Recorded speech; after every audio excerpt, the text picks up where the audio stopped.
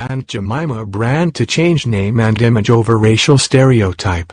Quaker Oats, which owns the 131-year-old brand, said it would retire the brand as it worked to make progress toward racial equality.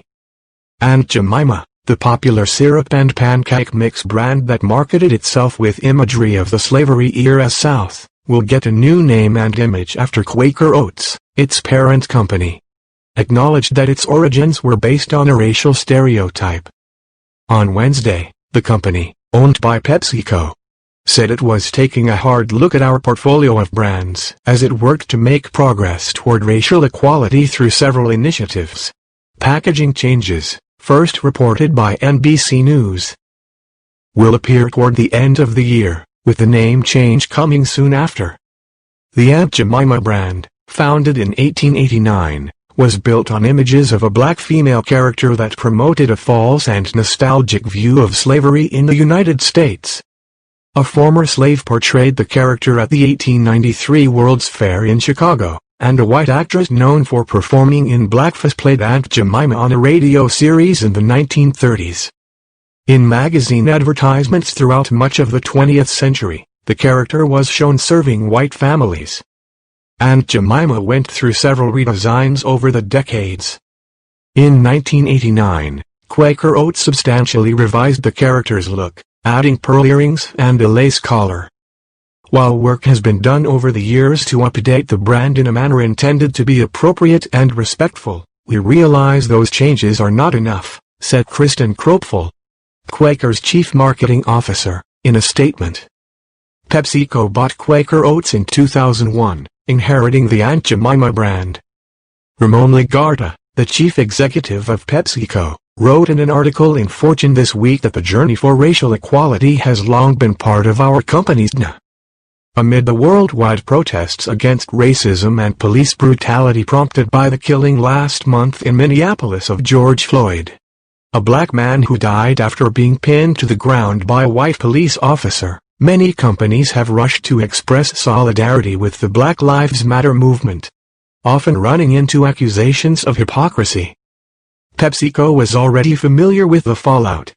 In 2017, after a backlash, it apologized for running a commercial that showed Kendall Jenner, a white model, delivering a can of Pepsi to a white law enforcement officer at a Black Lives Matter protest. The Aunt Jemima brand has its roots in a 19th-century blackface minstrel song, Old Aunt Jemima, that expressed nostalgia for the South in the slavery era. The character is commodified racism, one of many racialized caricatures that were the creation of the white imagination during the rise of the marketing industry, said Gregory D. Smithers, an American history professor at Virginia Commonwealth University. Marketing companies used racism to sell everything from soap, children's board games and food, said Mr. Smithers, who wrote a book about the use of racist imagery in popular media. So ubiquitous did racism become in marketing and popular culture that it naturalized oppression in American society and shaped white privilege in the 20th century and beyond. But now, he said, corporate executives are doing their projections and the calculations don't look pretty. We're in a moment where the rejection of systemic racism is so broad-based, cutting across racial, ethnic, religious, and political lines that ignoring the politics of the moment would be ethically callous and economically foolish, he added. Roque Richardson, an associate professor of African American literature at Cornell University, said she welcomed the move by Quaker Oats. I'm hopeful that this is really the gateway for more and more reflection on this topic and the catalyst for increasing change, she said. Ms. Richardson, who called for an end to the Aunt Jemima character in a 2015 opinion piece in the New York Times, added that the image is maybe not as obviously linked to Southern violence, racism and terror as the Confederate flag, but it is still heavily weighted by the history of slavery and Jim Crow. She added, it is a symbol that is rooted in the mammy stereotype, that is premised on notions of black otherness and inferiority. That harkens back to a time when black people were thought of and idealized mainly in relation to servant positions. They were lovable and acceptable as long as they stayed in their place. On Monday, The singer Kirby described the history of the brand in a TikTok video that has been viewed more than 1.8 million times.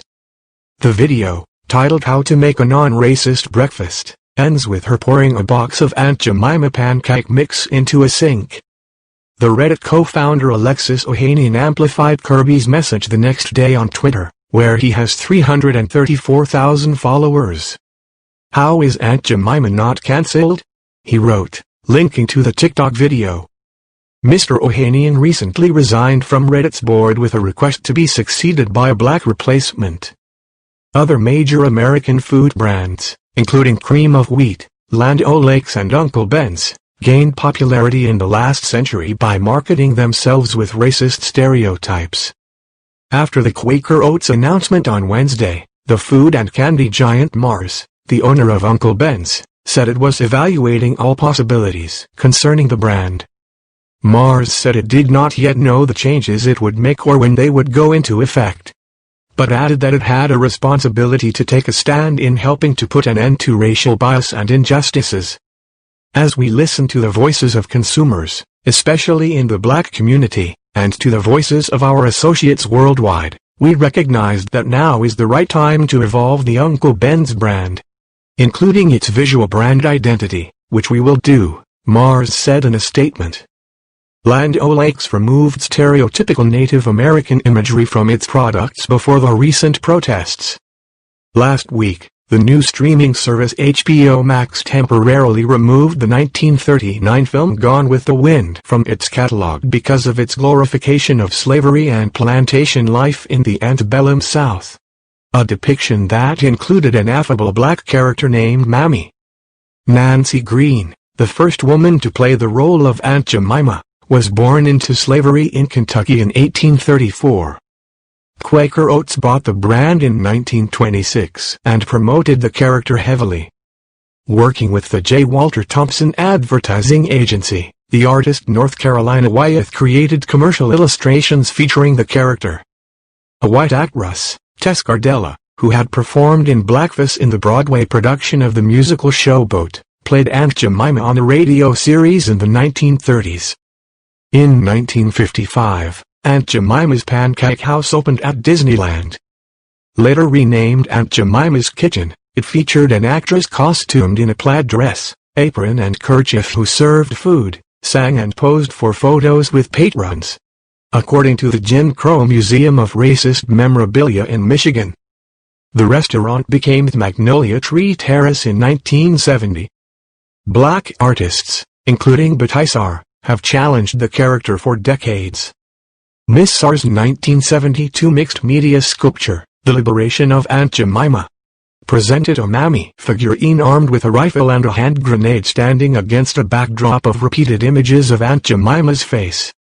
In 1980, in a commentary for National Public Radio, the black writer and culinary historian Vertami Smart Grosvenor called on Quaker Oats to retire the character. Quaker Oats said in its statement that Aunt Jemima's marketing had evolved over time, but that it would consult people in the black community to remake the brand. The company also said it would donate at least $5 million over the next 5 years to create meaningful, ongoing support and engagement in the. If you like the video, do not forget to subscribe to the channel and activate the bell button to receive all new and encourage us to publish.